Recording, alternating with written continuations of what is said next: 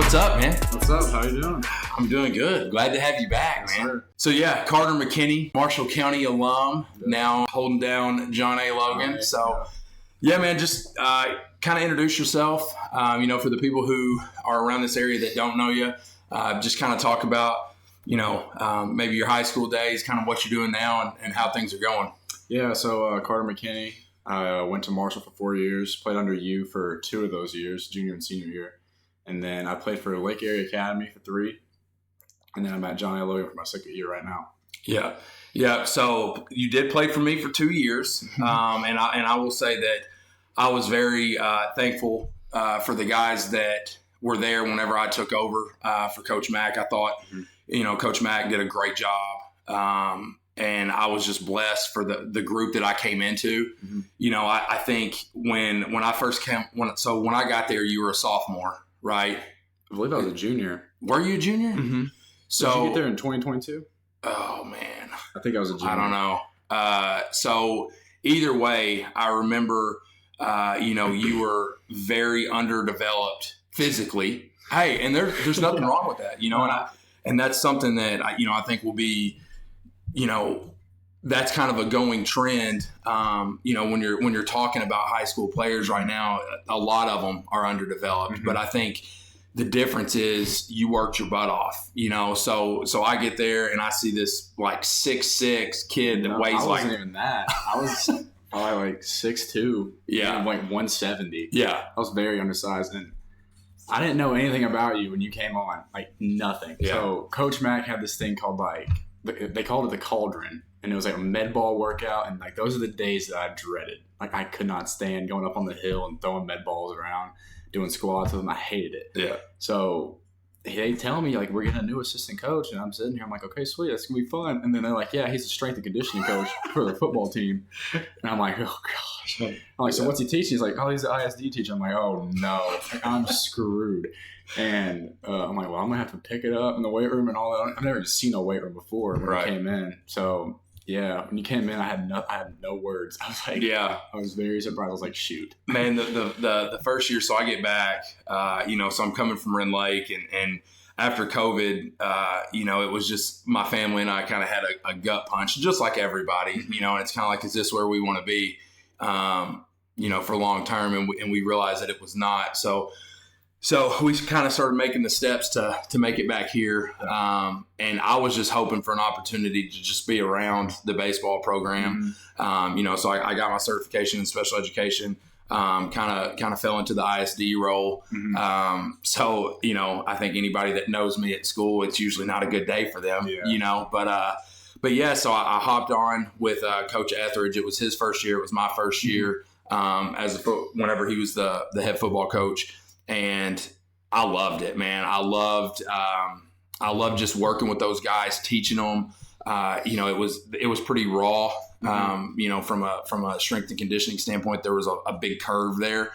But yeah, man, just being the guy that was the hype man running up and down, it was a blast. But then when Coach Mack stepped down and that job opened up, man, it was a no-brainer for me. And I bet it was pretty interesting to know kind of what the pulse was whenever I was coming out, because the football guys are probably saying, oh, man, let's get his guy. Parker and Wilson was like, yeah, you better get on it. Like, he's going to get on you for not doing anything. So. Yeah, well, without dropping names, the first day that we were in there, and I don't know, maybe the kids are just kind of seeing what they can get away with and stuff like that. But I still remember the first day that we're in there.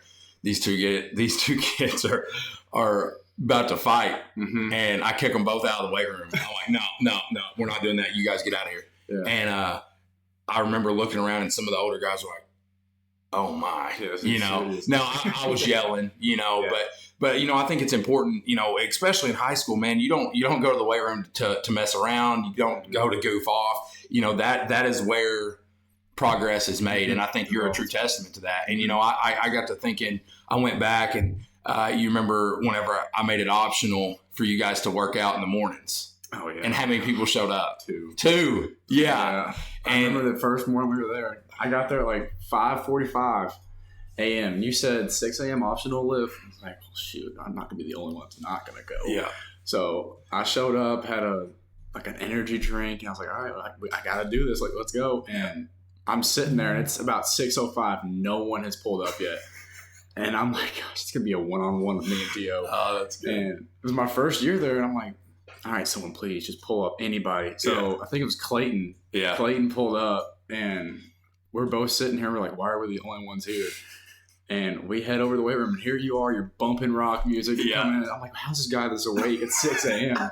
I'm over here dying. Like, I don't want to lift right now. And we got after it and we did what we had to do. Yeah, man, it's you have to be, man, when you get to the weight room, you got to be locked in, and I think, off of that, as a high school coach, I feel like it's my job to kind of, prepare you guys for the next level for multiple reasons, whether it's the rigor at practice, whether it's the weight room, whether it's the expectation on grades, which I will say, in where I'm at right now at Marshall County, man, there's no issue with grades. We got such good kids and good students. And so that's never an issue.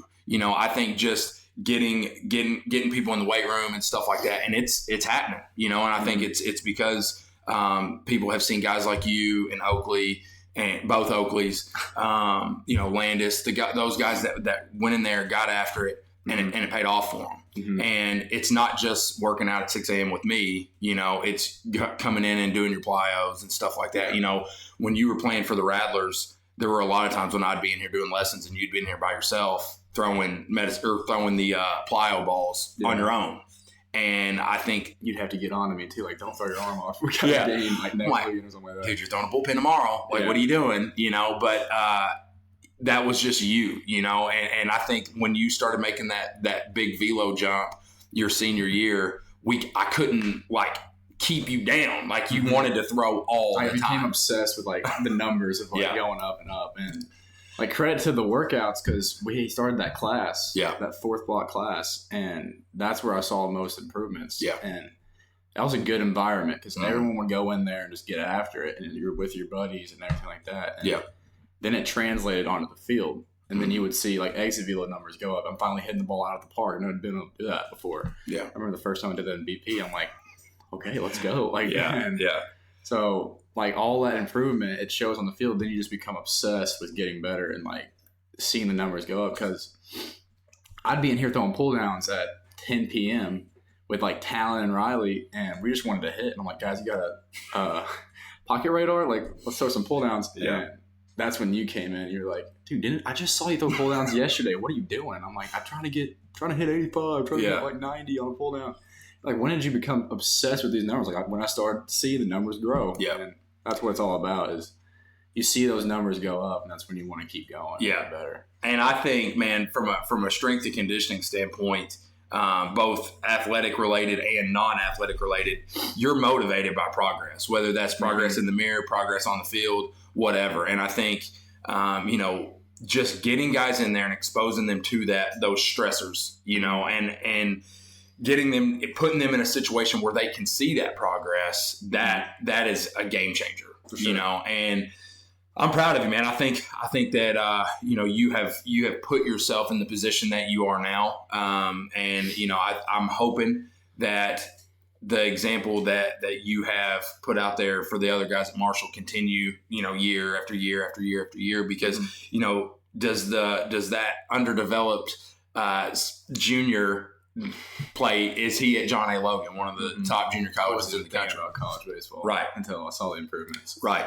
And that's what I want everybody. That's what I want for everybody. So, yeah, man. So kind of talking about John A. Logan, I'll start with this and let you kind of go from there. But I'm a Ren Lake guy, played there, coached there. Not a big John A. Logan fan, but I will give respect where respect is due, and that's one of the best programs that I have been exposed to. And so when you had the opportunity to go there, I was happy for you. I thought I really still want to see the game where y'all play, where you play Landis, and I want to go to that game. It's tough to make that happen. Y'all were planning on doing it last year. And I can't. I have to tell you, I kind of hope Ren Lake edges it out, but no, I'm just messing with you. But, I think, Logan is one of the top programs every single year. So when you decided to go there, I was super proud of you. I was excited to see kind of how you would progress there, and then just kind of see, where that, where that bumped you to. But, Soup, I was kind of hoping for like an Andy Reid, John Gruden thing with him. Yeah. Just a supreme rivalry. But he's such a good dude. He is a very good dude. He's very respectable. Yeah, he's such a good dude, and you can't help but like him. He does a good job. He's been there for a while. He's a great JuCo guy. And so I was proud of you, and I was happy that you were able to go play for him. So talk a little bit about your experience there and how that's been so far. At John A. So. Last year was a kind of a development year for me. I was a freshman, and like you talk about the underdevelopment part, you're going to a JuCo, and like those guys are like next level. And I felt like a baby among men some days because I was like, yeah, I am still undersized. Like maybe from like high school, yeah, you're a big guy, but you go to JuCo and it's a completely different breed of like guys. So last year was a development year for me. And this year, I've kind of taken a step forward into kind of being more comfortable on the bump. I've started to figure out ways to get eyes out. But yeah, it's completely different than high school. I'll tell you that. Yeah, it's not just throwing hard, is it? No, not at all. And you got to have like placement accuracy and velo at the same time. And it's hard to do that. Yeah. And I think the big misconception with JuCo these days is like, yeah, it's just like guys that didn't get offered out of high school. They go there just to play. Like, that is not it at all. Like, there's JuCos that can be, I will say there's like lower end D1s. Maybe even without a doubt. D1s. Like, we played like NKU this year, who went to a region last year.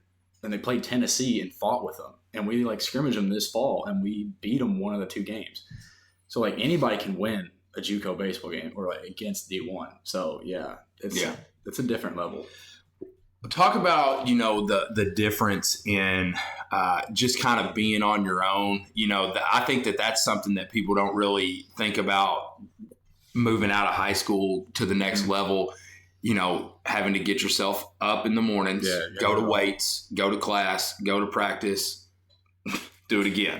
There's no one there to tell you to get up and do stuff like that. Yeah. Like in high school, like you have an alarm, you got to go to school. If you're late for school, you get punched, whatever. But classes, you got to go to class to have a good GPA, but it's like not like bad to skip. Yeah. And it's up to you to be like grow and mature to be able to go to class, and like not even like the school or baseball aspect. Like you're living by yourself. Like I'm lucky to have an apartment with 3 or 2 guys that are pitchers that have the same schedule as me. Like we're best friends and we do everything together. But it's where you mature and you gotta make food for yourself. Yeah. You gotta do laundry. Wash your clothes. You gotta fold your clothes. Like I know with my mom, I'd put the clothes in the washer and then they'd be folded the next day. It's crazy. And like you gotta get up and go fold them. Yeah. Like that's so it's just like small things like that. You just mature over time and get used to it. But now I look forward to going back. Yeah. Like, I love being home, but like going back is not like a stress factor for me anymore. Like if I go back, I go back. And you just mature up. You grow. And what about, like the class sizes? Because if you think about it, like you go to Murray State, right?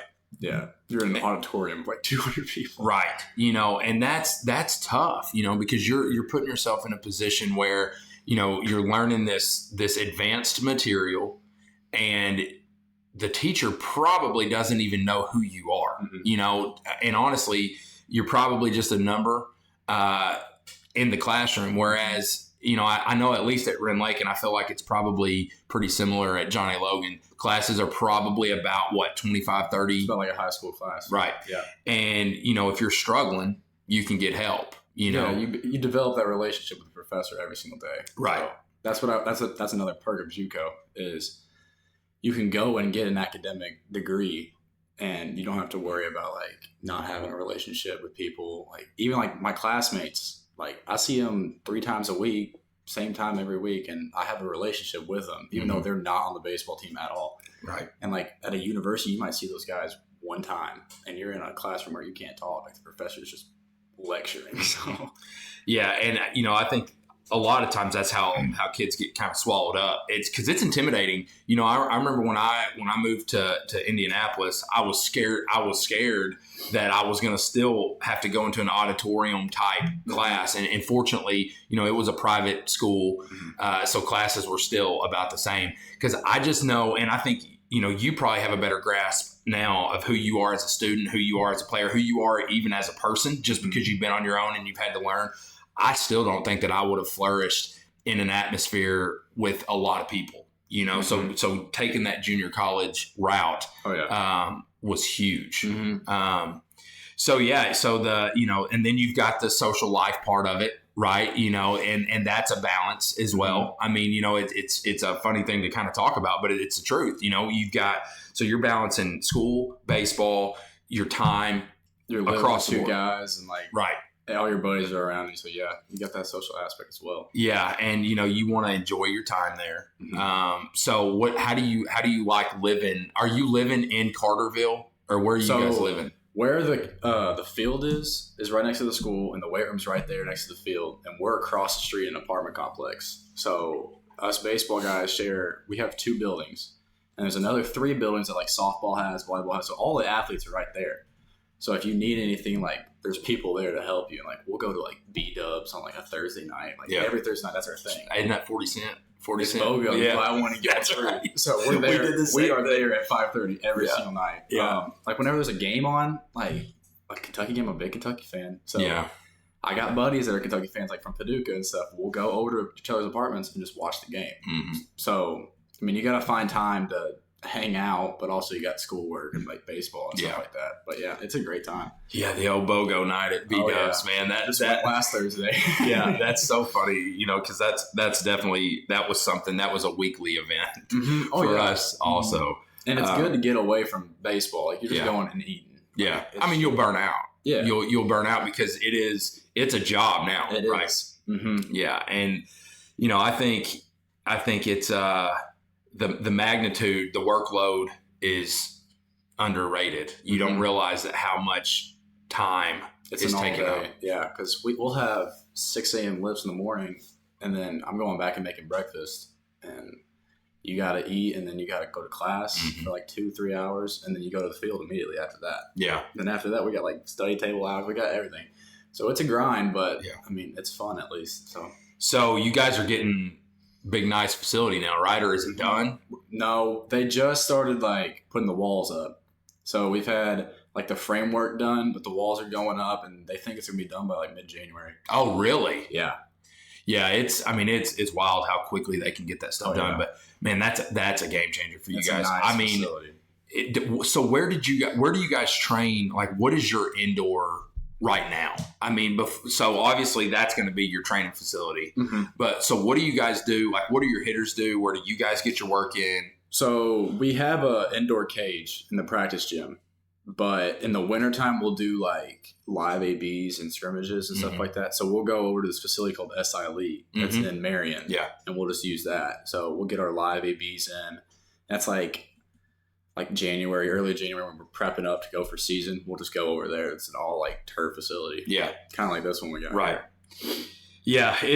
I think that's where there's a travel. I think there was a travel organization that played out of there because I remember when they built it, because it's right over, like when you pull into Marion, it's like in the back, right? Past all the restaurants. Behind Walmart and stuff like that. Yeah. So that's going to be big. You guys having that right on your campus. From what I saw because I follow a lot of college softball teams now, right? Because I'm coaching a 16U girls team on top of a lot of other stuff. So I actually saw that John A. Logan softball posted a video or a picture, and it looks. Is it right behind y'all's? The field. So the baseball field's here and the softball field's here, and it's right in between them. Yeah. And it's going to have like a bunch of batting cages, a pitching lab. Yeah. A nutrition bar, both locker rooms for softball and baseball. So it's going to be nice. So do y'all have a strength coach there? Does Soup kind of handle all y'all's programming and all that stuff? So we have, Soup is in there when we're lifting, making sure that we're doing everything, and he hits a lift in, kind of like you did.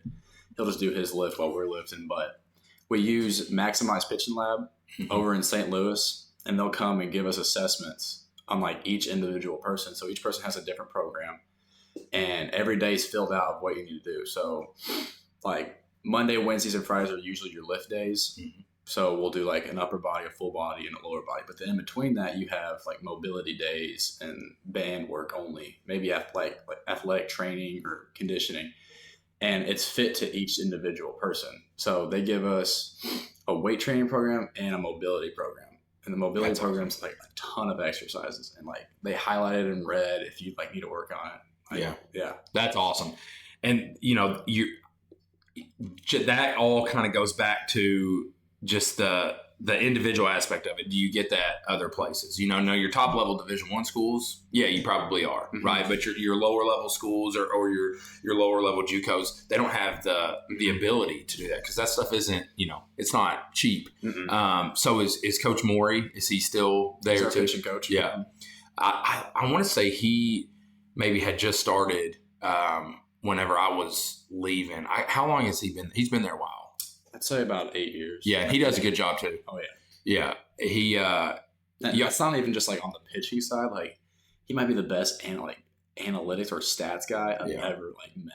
Does he run y'all's TrackMan? Because y'all got a TrackMan on your team. TrackMan, yeah.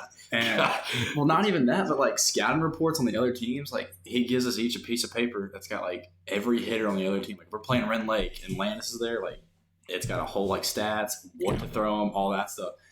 And he just knows it off the top of his head. Like, he's obsessed with it. And, like, I'm impressed when he brings up this piece of paper. I'm like, I don't even know what I'm looking at. And he knows everything on the top of his head. Yeah. And that's big, man. You've definitely got a good setup there. Mm-hmm. So how y'all looking? What's looking good? We lost a lot of people from last year. A lot of guys went to upper D1s. One guy's at Louisville. He played on Team USA for JuCo. Like, we lost a lot of big time players, but we're also very deep with our guys that are coming back. Yeah.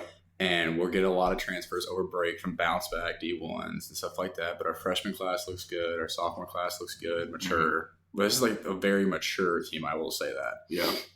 Well, I think it's going to start to get a lot more mature. And I even sent this to you with the stuff going on right now. Oh, yeah. Did you end up looking into it? I did. That's crazy. Especially how people could play like 10 years of college sports. Right. That's so nuts. My understanding on it right now is that it was circumstantial, that it's not necessarily something that has officially passed. Mm-hmm. But from the people that I've talked to at the NCAA level and at the NJCAA level, nobody really knows, which makes it weird. It puts you, for you, it's fantastic. Oh, 100%. I can go another 4 years. Right.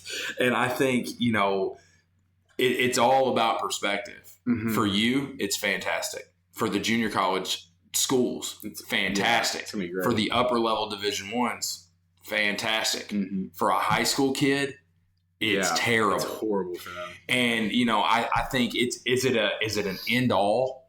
No, but it's something that I think that as a high school coach, we're gonna have to really communicate with our guys and really push them, because you're no longer, especially if you're a guy that wants to go to a 4-year school immediately, mm-hmm. it's going to be very difficult. Oh yeah. It was already difficult for a high school senior to go to a strong Division I, Division II program and play right away. Mm-hmm. Now, mm-hmm. moving forward, if this sticks, it's going to be very tough. Yeah. And it's all because of the transfer portal too. Yeah. Like, what was it? Like 8,000 football players were in the portal. Oh, it's crazy. Opened. Like, it's nuts. And like, it's the same thing for baseball. And like, coaches are constantly calling, and they're going to take a 21-year-old over a guy out of high school. Right. So I think even though JuCo is rising, like right now, it's going to take a huge like boost, like a leap of faith if that does happen. Oh yeah. Because I think it was on Instagram. Like, this dude was like, yeah, I'm going to go to JuCo and redshirt my freshman year. And then I'm going to medical redshirt. And I'm going to play 2 years. Yeah. And then I'm going to go redshirt again at 4 years. And, like, he's in college for 9 years. Oh, yeah. I think there are some pros. I think that a kid now, like for example, you, Landis, the guys that are in school, the Oakleys, the guys that are in school right now, which is not really going to affect Reese as much because he went straight to Murray State, and actually Evan too. But the guys that went junior college, I mean, you could play through your master's degree. Oh yeah, potentially. So is that a pro? Yeah, I think guys are going to be able to come out of school potentially with a higher level degree. But, if you're looking at it from the standpoint of trying to get drafted, I'm not sure that this is going to be very beneficial because, once you're 24, if you haven't developed any really major league interest, you're kind of a low man, now I think what you're going to see is a lot of your draft type guys are going to go to junior college because they have absolutely nothing to lose. Yeah. When you look at it, it's kind of like taking a gap. It basically is taking a gap year. So I think that you're going to see a lot of really high level players choosing junior college now. And this is something that as a junior college coach, we have been pushing to kids since day one. Like, look, take this option. This, go where you're going to play, go where you're going to develop, go where you're going to get opportunities. And that's what's most important. Yeah. It's getting reps. Exactly. And just, getting on the field. And I think now when you take the eligibility thing out of the way, now everybody's like, oh, this is the best option. Man, it's been the best option since the beginning. I was skeptical about going. Yeah. Like junior college, I really want to do that. And I think what you see with a lot of kids these days is they're chasing that title of like, I'm going to D1 school, blah, blah, blah. Like, I'm going to this school, like, you're going there. Like, it's not about that at all. It's about, are you going to play at that school? Like, you're saying you're going there, but are you going to play? And you see a lot of kids go there and don't play. And then they're bouncing back to that JuCo that had interest in them in the first place. Mm-hmm. So when I heard about, like, junior, I wasn't even thinking about, like, college junior year. Like, nothing. I was like, I'm probably not going to play. And then senior year, I made that jump. And I was like, it is a possibility, like I could go play somewhere. And there were some lower D1s and D2s talking to me, but there was a bunch of JuCos talking to me. And that's what stood out is I took the visits to the JuCos and I was like, this is the right place for me to play, to grow and mature and then take that next step and go to the D1 and stuff like that. Yeah. It's going to be interesting, I think, to see how this plays out. Like I said, I think there's pros and cons, and I think the pros are really going to be for the programs, and then really for the guys that are currently in college.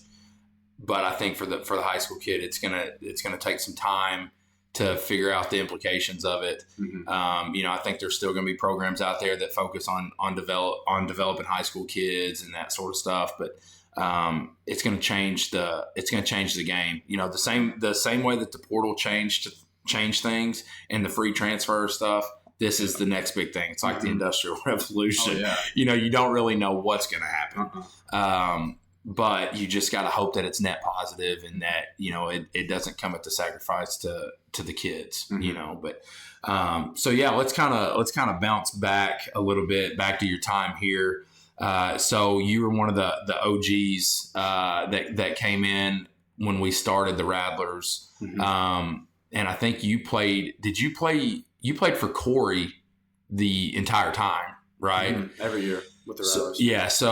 So kind of talk about that. Talk about how did you like playing for Mr. Belcher? Oh, I loved it. He's a good dude. I love Corey a lot, and I still have a relationship with him. I think today he texted me. He's like, "Hey, you want to pull up to practice tomorrow after church?" I'm like, "Yes, please." Like, you need me to throw BP? I'll throw BP. So developing a relationship with him was great. And Tyler, like, his son, like, he's a good ball player. Yeah. And I look to him for a lot of advice. And I went on a visit to Campbellsville where he was playing. And so that opened up a whole new thing for me.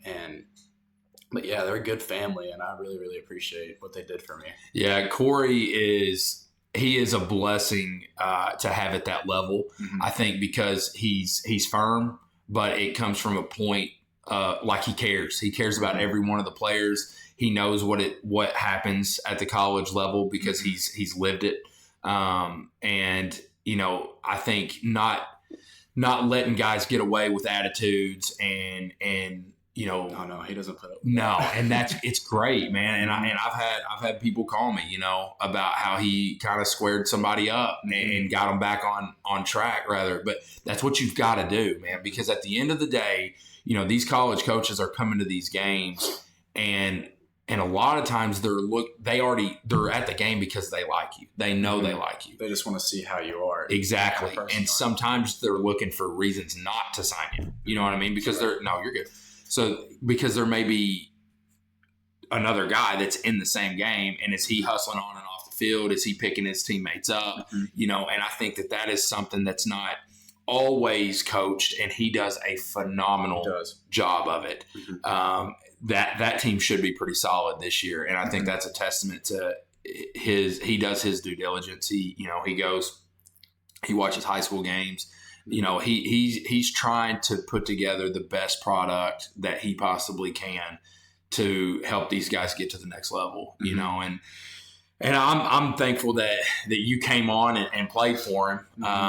So what's going on with you this summer? Are you looking to try to play in the OBL? What's kind of the plan there? So I'll play in the Prospect League for the Thrillbillies. So I played for them last year, and I loved it. It's great. So I'm going to play for them again.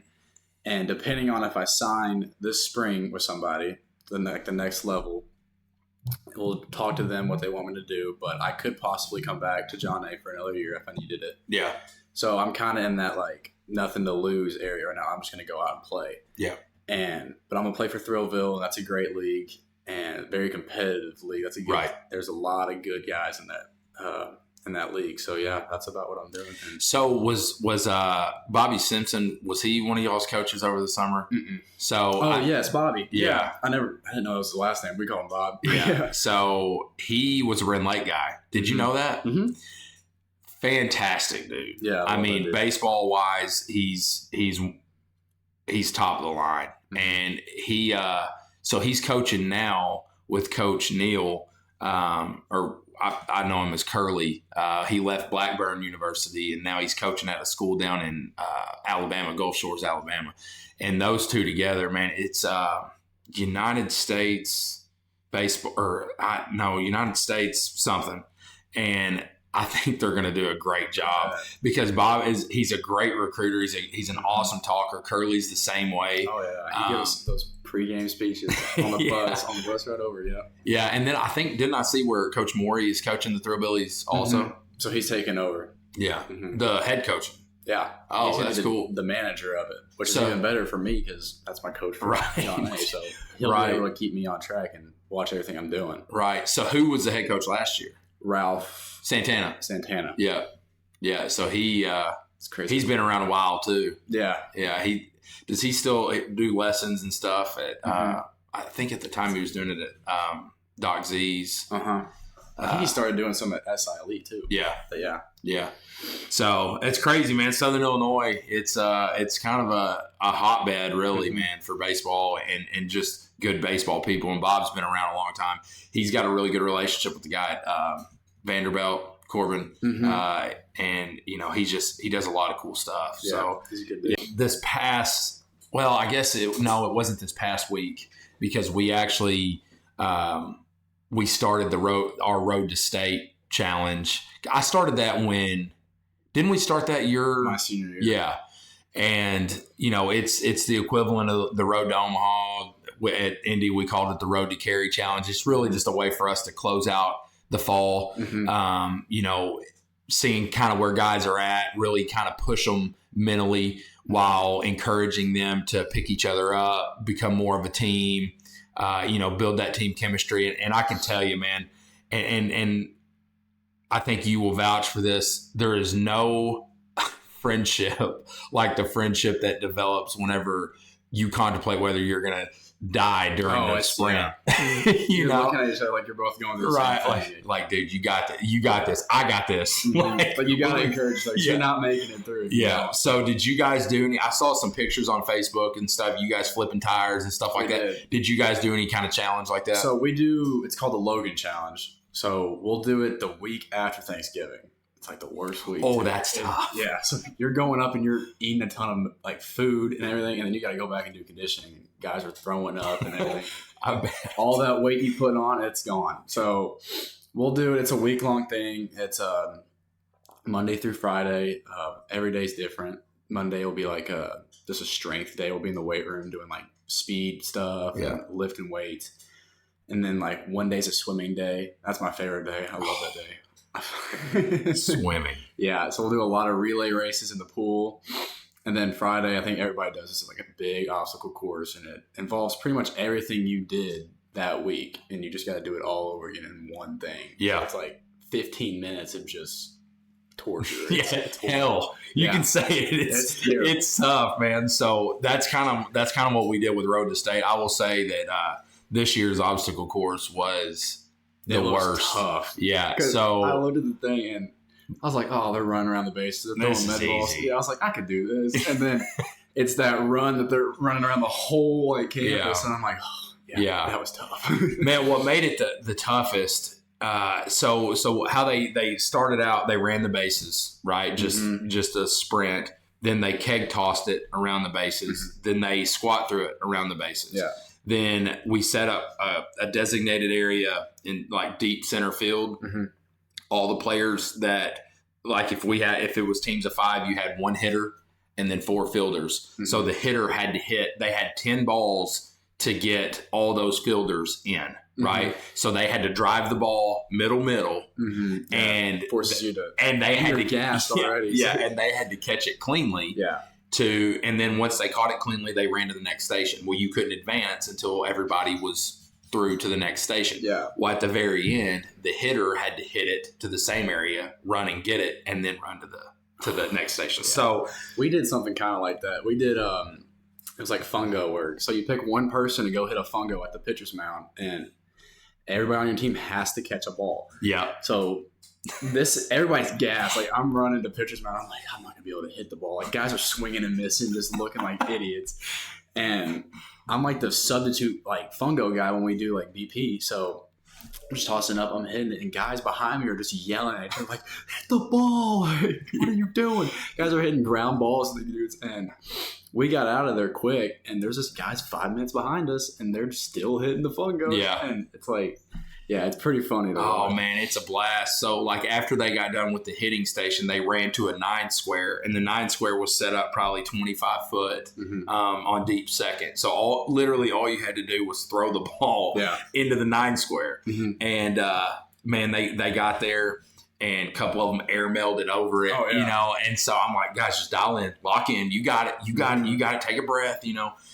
So after the 9 square, that's when the hell started. So they ran to right field where we had a sled with, I think it was 2 45s or maybe a 45 and a 35. And they had to sprint with the sled all the way around the field. Yeah. And then they had to pull it backwards all the way around the field. Yeah. And then the rope race, or the hose race as we call it now, because we use like a fire hose. Yeah. And that hose race is so awesome because you can't go any faster than your slowest guy. So you see a lot of guys just like Matthew was running with his hand in one of the younger guys' back almost the whole time and saying, you got it. And the kid's like, I'm done. He's like, no, you got this. You got this. Picking up his feet. Yeah. And so, you know, just seeing that as a coach, it like gives me goosebumps to see those guys pushing each other and kind of trying to elevate, you know, just because that kid's not where he's at right now with the cardio or whatever doesn't mean he can't get there. You know, and you got all your seniors and your older guys pushing that kid to get up there. And that's how, you know, I think a stronger culture builds, you know. And that's good. I'm glad to hear that you guys did that too. And I saw the pictures and I'm like, oh yeah, I know all about that. That's like flip a tire, like 50 yards and stuff like that. You just keep going and keep going, and then you gotta hit a ball like a fungo, like high pressure moment where it's like you're dying of air and like water, and you gotta like hone it in and just go back to the fundamentals. But I like watching the videos you put together on all like the thing, because I saw it on my YouTube feed and I was like, sweet, let's go. It's Road to State week. And I'm sitting on the couch and I'm getting hyped up. I'm like, let's go. And like, I'll go back and I'll watch the videos from like my senior year when we did, and it's a lot of the same stuff, but it's different. Like the way you do it, like the hose race was completely different, and that hose race is like killer. Yeah, we ran around the hills and everything. Like that was bad. Yeah. And also it's kind of cool seeing all the guys and how different they look from, because I remember some of the dudes when I was a senior and they were freshmen. Yeah. Or like Maddox was a sophomore and like Clayton was a sophomore, Matthew. And I remember those guys then, and I'm like, dang, they look completely different now. They've gotten bigger. Like Levidence is huge. He's massive. I remember him my senior year out of class with him, and he was big then. Yeah, I'm like, he's huge. Man, now. he's worked so hard. Yeah, and like just seeing like those kind of guys, and I'm just like, yeah, like they're getting after it, and I'm proud of them. But it's like very encouraging to me. Like, okay, well they're doing it. Like I got to continue to do like my stuff at school. So yeah, it's and you know, I kind of touched on this in my conversation with Bryce. I think that is probably the most rewarding thing as a high school coach is seeing you guys develop, you know, and develop across the board, physically, you know, emotionally, socially, athletically, everything, you know, and then seeing you guys, you know, succeed and flourish at the next level. I mean, there's nothing better, you know, as a coach, than seeing that and just, you know, being thankful that you're a small part of that, you know, and yeah, you know, just being able to kind of facilitate that. So talking about, you know, moving on and to the next level, what are you thinking you're going to study? Have you talked to schools, you know, for next year? Are you just kind of staying open with that stuff? Like what's next for you after Logan? So I'm studying business and finance. I'm kind of just getting like a degree in like, so I don't know exactly what I want to do yet as a career. So I'm kind of opening myself up. I started with like criminal justice. And that's another thing about JuCo is you can change your degree and like change your stuff like that. Like it's that easy. So I started doing criminal justice and I was like, yeah, I'm gonna be a detective and just stuff like that. And then I really thought about it. I was like, no, that's not for me. So now I'm studying business. Yeah. And I plan to like go to like be an accountant, like banking. There's so many different things you can do with a business degree. And as far as schools go, I've had a couple calls with a few of them, but they just haven't been the right fit. Because like I said earlier, like I'm in that nothing to lose point. Like I can come back if I have to. So this school was about 13 hours away and they wanted me to come up on and visit and everything. And I'm just like, I don't, that's out of my range. Like I can't do 13 hours. Yeah. So I'm kind of like, if Murray State offered me and stuff like that, I'd be really open to it. But I kind of just testing the waters right now and see what's open. Yeah, and that's a good situation to be in. You know, when you can just kind of go out and ball out and not have to worry about anything. No stress about it at all. Right, and you know that you have the ability to go back to a powerhouse program. That's a good situation to be in. Yeah, you know, kind of talking about the academic side of it. You know, that's something that, you know, if a kid goes to a 4-year school, you know, you're going to take your general classes, you're going to take your English, your math, you know, that sort of stuff. But you're also going to be sprinkling in, you know, just say you were going to you thought you were going to be a doctor or whatever, right? So you're taking your English, your math, that sort of stuff. Well, you're also going to be taking classes that will prepare you for the health field, right? Exactly. We'll just say you get to your junior year and you're like, geez, I do not want to do this. Well, now when you change your major, you've lost a lot of time, right? So like, I'll speak for myself. I was thinking I was going to be a physical therapist.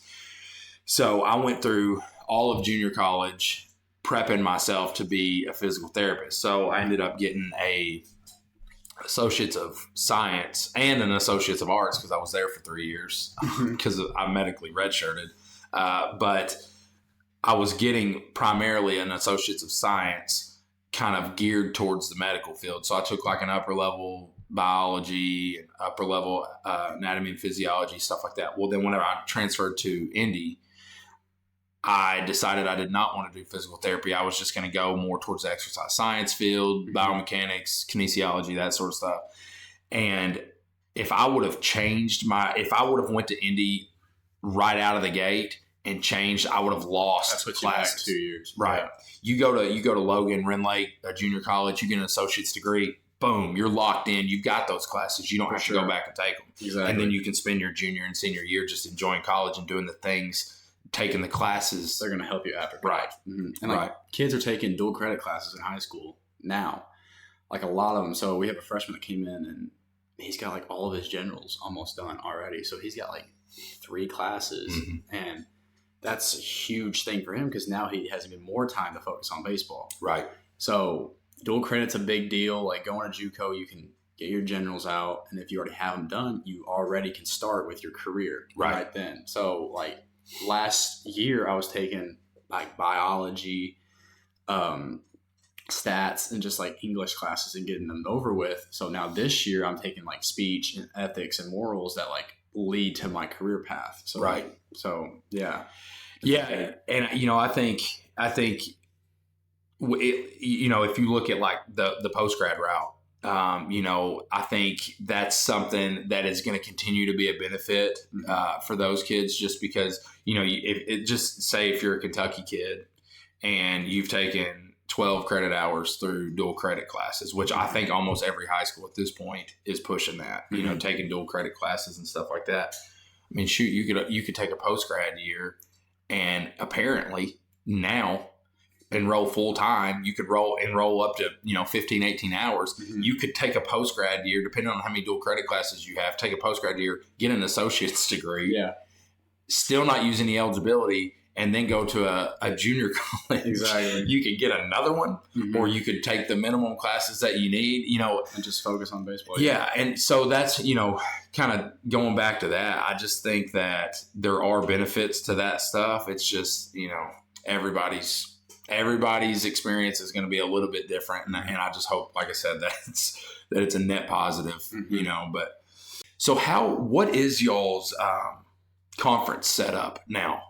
Like, how do y'all what is the game situation? Because I think when I was there, we did a 9 and 2 7s for district play. So what do y'all do now? So we'll have a game on so every weekend you have a conference series. So say we're playing Ren Lake on the weekend. We'll play a 9 on a Thursday, and then on a Saturday we'll play a 9 and a 7. So it's 2 9s and a 7.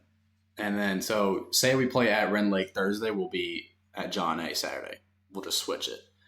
And then Mondays and some Tuesdays we'll play just some other schools around. Yeah. But even then you can play a conference series. So we'll play Shawnee on Mondays and Tuesdays, and then we'll play them again on another Tuesday, a doubleheader. That'll count as a series. Yeah. So that's how they're doing it. I think now that I'm looking back at it, I think we did play 2 9s and a 7 because I think we would play. Man, I can't remember. I think we played 1 9 and then the doubleheader, like you said. You just have a day off in between. Yeah. I think it would be awesome in high school if you just did a best of 3. A Friday, Saturday. How do they do that? It's a doubleheader, or not a doubleheader. You just play them twice. Okay. And the way it's set up right now is the winner of the second game takes the series. So what is the first game like? Well, I think it's a must win. Yeah. I mean, if you win the first one, you lose the second one, you lose the series. Yes. And so that's why I think. That's right. I think. Yeah. And that's how I remember it. I think it would be awesome. No, I just, I don't know logistically if it makes sense. I'm just saying I think it would be cool to have a weekend, a Friday, Saturday, 3-game series. You play a doubleheader on Friday night, right, under the lights. Then you play the final game Saturday, and best of 2, you're going to play a JV game after the varsity. Right. So you're already there. Yeah. So you might as well just play another one. But those Saturdays of doubleheaders, those are long days. Yeah. Because you got 9, and then you get a 20-minute break. Yeah. You got to eat something. Yeah. And then you're right back there to watch another game. Yeah. Especially if you're playing in the second game, me, I'm a relief pitcher. I got to be ready for both games no matter what. Yeah. So the first game, I'm getting loose pregame. And then, I'm not pitching this game, but I still got to be ready for the next one. So I'm still throwing in between games, and then I got to find time to eat. Yeah. And then keep yourself up during the second game. You just got to be locked in, and it's a grind. Yeah, it is a grind. That's the word I was looking for. I think the high school season, and this is something that, looking back at it, you will probably agree that it flies by. Mm-hmm. It gets on you quick and it's gone fast. Oh, yeah. And, that's every day, that we're talking to them. It's like, take advantage of today. Mm-hmm. Take advantage of today. Get better today. Mm-hmm. Take advantage of every opportunity that you have to be seen, because before you know, you look up and, you're halfway through the season. Mm-hmm. And college is no different. Nope. I mean, and that fall season flew by, and we played 20-something games. Really? Yeah. So we went down. Well, we played a lot of scrimmages around. So we played Ren Lake. I think we did 2 games with them. Shawnee, we didn't play them this year, but we do normally. And then like SIC, we'll play those guys. But then we go up to, we start our D1 scrimmages. So we scrimmaged Western Illinois. And then we went straight from there to scrimmage Northern Kentucky University. Mm. And like we'll do Ball State. Last year we did SLU, which was pretty cool. Yeah. So like we'll do those kind of, and those D1s only get like 1 to 2 scrimmages. That's another thing with JuCo is you can play as many as you want. Right. So those reps count up. Yeah. Yeah. It's man. The fall. I remember that the fall was a big advantage. Mm-hmm. For us, because I tried to get those D1 games. We never really got them.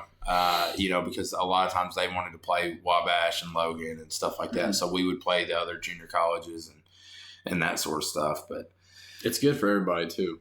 Like even like your freshmen that like maybe won't play in the spring, they play in the fall. Yeah. Like last year I got 18 innings in the fall. Like I pitched a lot. Yeah. And this year I probably got close to 18 to 20. So like everybody plays. Did you give up any nukes?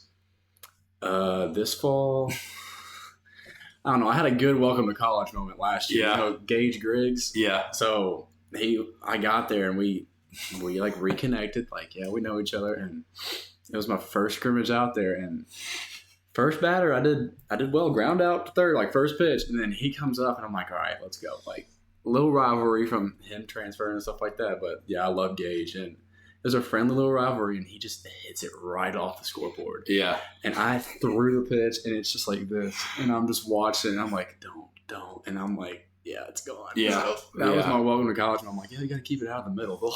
Yeah. Man, I got a story that's kind of like that. So, Andrew Edwards. Mm-hmm. So he had a great career. And he's huge, man. He was like, golly, I bet he's probably 6'5", 6'6", but mm-hmm. he was built, And so he was a freshman I think he would have been a sophomore when I was a senior. Mm-hmm. So you think back to high school, kind of what that dynamic is mm-hmm. like, you're kind of like, hey, pay attention, that sort of stuff. So we end up back at Ren Lake, and it's I'm like a super sophomore because I had redshirted that first year. So I'm out there and I'm a lot bigger than I was. I think I ended up graduating like 165, 170 pounds, right? Mm-hmm. I gained a ton of weight my freshman year, the year that I redshirted. Well, then he comes there and this dude is throwing smoke. Yeah. I mean, I think he was throwing like 92, 93 maybe in high school. And so he comes to Ren Lake. Well, we're inter-squadding one day, and I'm on deck, and I remember he's throwing, he was shoving, and I mean, truth be told, he had probably already struck me out, because he was the real deal, mm-hmm. And so I remember we're kind of closing things down, and he goes, I want TO. Oh, and I'm sitting there, I'm just like taking my swings and stuff. What? You calling me out? He's like, sure. I want TO. Mm-hmm. I'm like, okay. Sweet. So I get in there. You call somebody out, right? Mm-hmm. You're not throwing them a curveball. No. First pitch. You're easy. Yeah. And he had the stuff to do it, right? Mm-hmm. Well, so I'm sitting there. I'm thinking he's 100% coming fastball. Yeah. And he did. And I hit it a mile, dude. Yeah. Like a mile at Ren Lake is like 350, because the wind's howling in and stuff. So I hit it, and I don't ever do anything. Like whenever I smoke a ball, dude, I was so happy. They called you out. I was so happy when I hit that thing. I'm like going around doing the Sammy Sosa. Like, it was so fun. But he was such a good arm, and just in that moment at practice, dude, it was it was electric, you know. And he ended up friendly rivalries. Yes, and we have them all the time at our practices. Yeah. And it's good, man. It's healthy. It's healthy to have that because it elevates everybody. And you know, he ended up having a great career, man. He he bounced to Western Kentucky after Ren Lake, and then I think he played. I'm pretty sure he played in the Royals organization for years. But yeah, dude, it was fun. It was fun. And then another JuCo story I got. You know Jared Eichhoff, you ever heard that name? So he played with the Phillies, but he went to Olney Central. And you know how like you play, you know people right now that remember people that they played travel ball against. And like, yeah, man, I played against him when I was 12. Yeah. I didn't even know who these people were at the time. And so I go up there, and at the time I was hitting really well, and I was dialed in. This dude shoved it down my throat, like 2 at-bats in a row, and I'm coming in the dugout. I'm like, I don't know why I can't hit this guy. I don't know why I can't hit him. I feel like I'm swinging right through it. Come to find out, he was sitting like 93, 94, and he gets drafted. He gets drafted out of Olney, goes and plays with the Phillies and stuff. So it's cool, man. Like going to college and you create those stories and which I never met him. I just know him as the guy that killed my streak. Yeah. I was killing it. I'm sure Andrew remembers you too. Yeah, no, that we had a good team that year. We had a few kids from Marshall County, so it was cool. To be up there. Had another kid, Reggie from Louisville. It was good. So right now at Logan, so Gage is gone, right? Gage is he still playing? He's at Upstate. Okay. And then who else is from like Region 1? Yeah. Well, with Griggs not last year, 2 years ago, they had Ben Higdon from McCracken, and then he went to UK. Now he's at Southern Miss, I believe, and he won like the JuCo Player of the Year. Like he went crazy. Yeah, he had an incredible year. Yeah, it was nuts. And then we got, I believe, 2 McCracken kids this year. One's a freshman, Jude, and then Zach is with my grade, and Levin from Paducah Tillman. Jude Farley. Yeah, he was catcher for McCracken last year. And then Zach was the pitcher, lefty, and Levin from Levin East. Yeah, from Tillman. Yeah. So us 3 kind of have that bond. Like, we've known each other for a while. And I always pick on Jude, and I'm like, I got 4 stolen bases off you, bro. And he's like, shut up. I'm like, I do, pull it up. So we have that kind of like rivalry going, but it's all fun in games. Yeah. I forgot about those guys, but talking about Higdon, that team that McCracken had the first year that I was at Marshall County was incredible. Yeah, it looked like a college team. I mean, I think their top 5 hitters went on to play somewhere, didn't they? I mean, they were the real deal. Yeah. And man, it's this region is strong. It's very strong. And I'm thankful to be coaching in it. I'm thankful that I had the opportunity to play in it because it is a hotbed. Coach Wills said it last week. This is a hotbed, and it is. I mean, there's a lot of talent that's floating around these halls, and I think that it's important that, especially at the junior college level, that they understand what opportunities are so close to them. And I play against a lot of them too. I think Ren Lake's got 4 or 5 guys, maybe even 6 or 7 that are from Region 1. Like, it's cool seeing Landis over there and like knowing how I play with him and everything. So me and him are good buddies still. And even though he's on Ren Lake, he's on the other side. He's on the good guys. I gotta beat him today. But like even in like scrimmage when we play him, like he has faced me in a scrimmage. Yeah. And their coach, I remember on the sideline, he's like, all right, Landis, go get bragging rights and everything like that. And I'm like, okay, so this is like we're taking this really serious. Yeah. So. And then, like, they got 2 kids from I played against in Callaway. Pingle. They got Braden Pingle from Callaway, and then Lockhart's still there at Callaway. Him and his brother are both seniors. I'm It's blanking right now. Cadwell. That's right. Yeah. I'm blanking, but yeah. And then is he pitching for them? Or? He's playing. I think he was at first this fall. Gotcha. And he was at an outfield last year. But then they got that kid from Ballard that threw like 2 no-hitters. Oh, I didn't realize that he went there. Yeah, he's there. That big kid from Mayfield.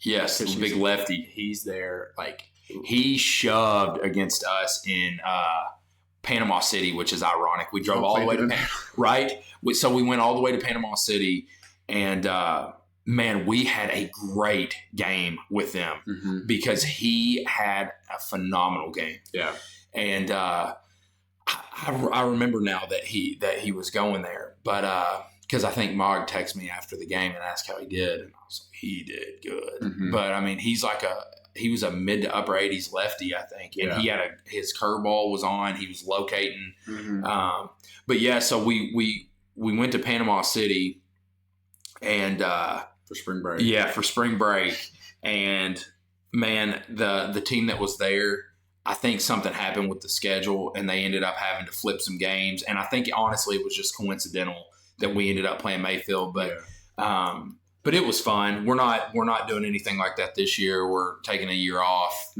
for spring break, but then I'd like to get back down there at some point. I got some other.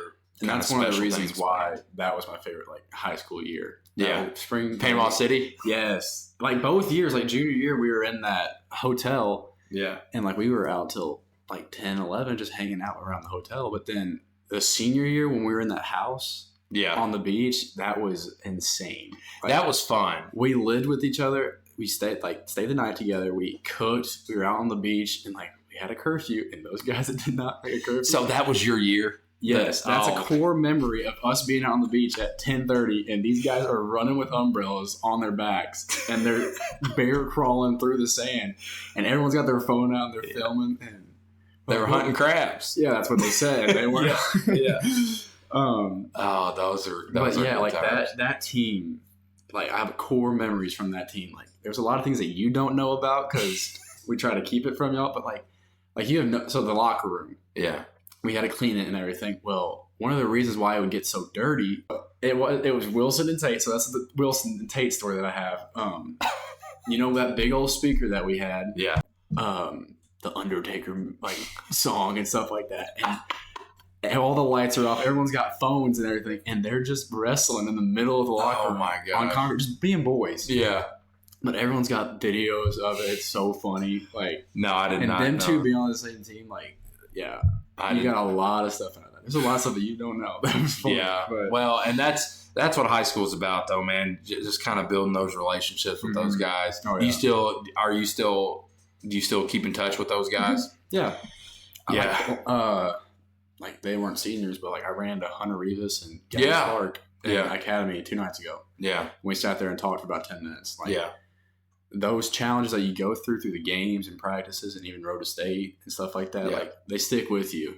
Those bonds that you have, I'll remember, Wilson's working, and I was at your guys' district game or region game last year, and I was just walking around watching the game, and Wilson's behind me, and I don't even recognize the dude because he's got the work clothes on, he's got a beard, longer hair now. He's like, "You're just gonna walk by and not say hi to me?" I'm like, "I didn't even realize it was you." And I turned around and I talked for 20 minutes. Well, then TA's standing behind him, and he's like, "You're not going to say hi to me?" I didn't see you either. I'm just locked in. Yeah, I'm watching the game. So that's one of my favorite things is coming back and just seeing, not even just the players, but, the families as well that your mom and dad were friends with, watching the games every single day. You create a bond with them. Yeah. Corey was at those games. I go talk to him for a while. Yeah. And man, I remember the coach's wife perspective is different. And there's been some families that's really kind of stood out to Kaylin. And I remember when you graduated, she said, "Man, I'm going to miss his mom." Yeah. She loved your mom. And every time your mom would see Kaylin and the girls, or and the girl, Avery, because Abigail was usually doing something different, but your mom would always give him a hug, and I think that actually means a lot to me you know, because God bless her, you know, she don't get to see me very often during the season. So I think whenever she's there and she builds a relationship with them, and she loves watching y'all, you know, like I think she'll talk to me about, you know, well, what's the lineup tonight? I'm like, I don't know, you know, we're going to have to figure it out, you know, and she's invested, you know, and I think, you know, you talking about just kind of how it's a big family. It is, man, 100%. It doesn't matter if it's high school, college, whatever. You know, you're in the trenches with these people, and you don't really get to know the players' families in college as much, just because, you know, a lot of people are coming from all over the world. And they're not always there. Right. But in high school, you do have that, and it's special, and you don't realize you miss it until, you know, it's gone. And when you come back, that's, you know, that feeling.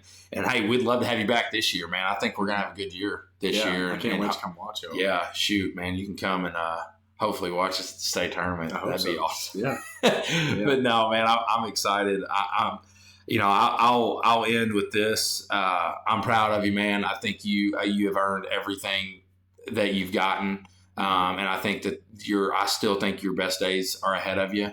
You know, I think you have the work ethic, the drive, the attitude to do awesome things, whether that's on the field or off. But I think you still have a bright future ahead of you on the field, and I'm excited to see what you do this year for the Vols. Thank you. Even against Ren Lake. But yeah, man, I'm happy to have you on the pod. I appreciate you having me on here and everything you've done for me as far as coaching and like just being someone to talk to. I really, really appreciate it. Yeah, well, I always got your back, brother. All right, man. Proud of you.